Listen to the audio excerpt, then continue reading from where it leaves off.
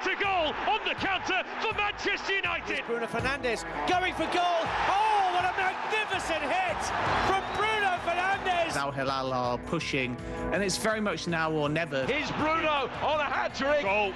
There's a difference.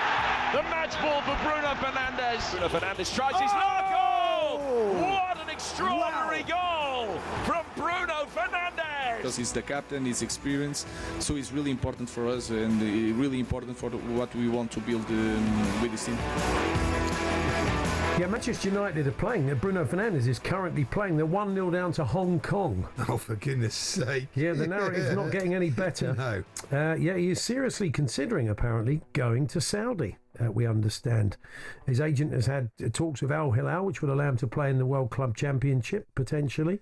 They're going to feel quite a good team, aren't they? You know, it'll be very interesting to see, to compare them to the European and South American teams. They're obviously hoping they're going to compare favourably. £65 million a year, the contract potentially being offered to Bruno Fernandes. Yes, obviously, Ruben Amorim wants to keep him. I'm sure Manchester United fans do as well, because he's not just been important, I think, for his goals. He's just generally been a bit of a talisman for the club.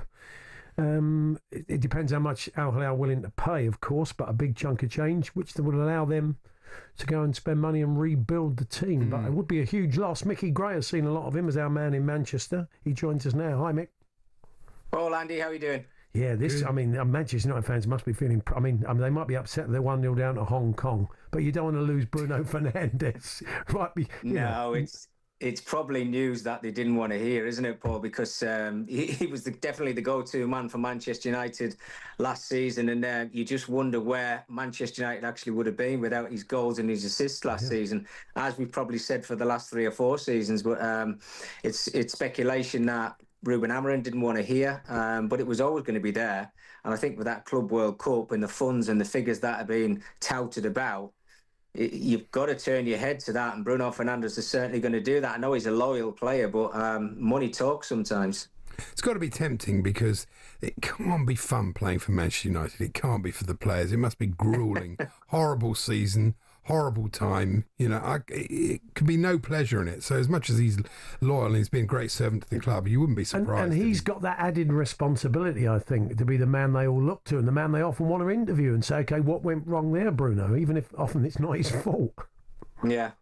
Well, he always seems to be front of camera, doesn't he, Andy and Paul? I mean, you know, win, lose or draw, Bruno Fernandes, and you know, he was obviously given the captain's armband after it was taken away from Harry Maguire, and I know he loves the club, but I just wonder whether it's got to that point where he's that frustrated, because I'm sure he's had a word with the manager and the owners of the football club to say, right, okay, I want to stay here, but what is actually happening with the club? Are we going to bring in players? Are we going to actually challenge to get near those Champions League positions next season? Because if we're not, then I'm going to go to Al Hilal. No, whatever figures they're going to offer Manchester United.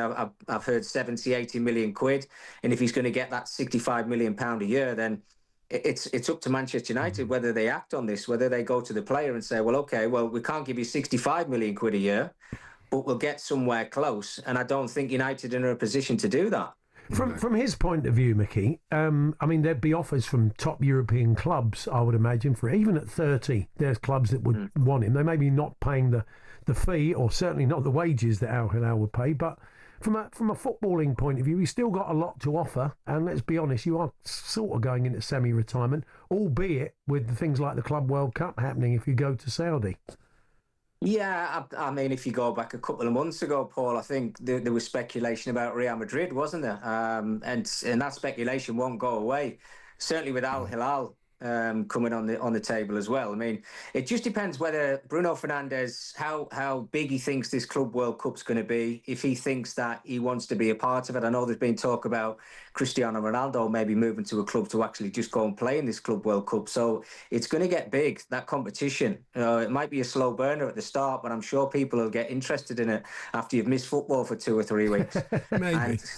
It's the way. Well, maybe not you, Andy, but everybody else. But no, and they're in it. I think they're in it, and he's not interested. Well, you worry about the effect for next season. That's the problem for City and Chelsea. I think everybody wants a break from football. Of course we do. But we're all the same. I think once you get 10 or 11 days into it after the season finishes, we always seem to talk about when the football's coming. But it's like when international football comes around. I think we get bored and we can't wait for the Premier League to start again.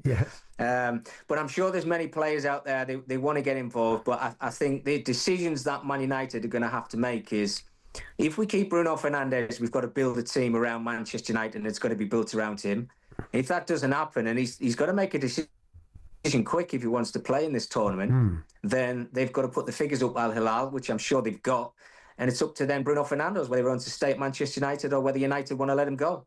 It's interesting. The players they've been linked with so far, and we have to see who they end up with in the start of the season, because it's all speculation. But the two they've been linked with, Cunha, who they're going to buy, and Mbeumo, they've already covered in those positions. I don't get that. Ahmad is their best player, so why would you want to sign Brian Mbeumo, who's a great player, but isn't he the same position, same thing? I don't get it.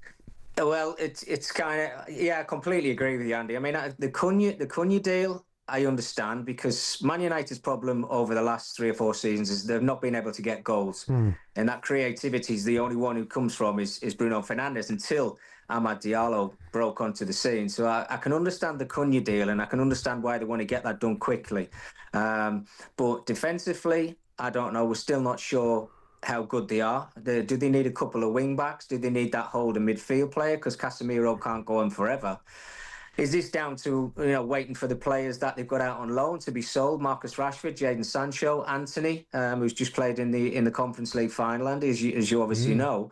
But clubs know that Manchester United are in a predicament here, because if clubs want those players, they'll wait until the end of the transfer window, because they're not going to get top dollar for them. If they want 30, 40 million quid for these players, it's not going to happen. So they're going to have to buy the time, and Man United can't afford to buy the time and wait until the end of the transfer window to bring players in. They need it done now.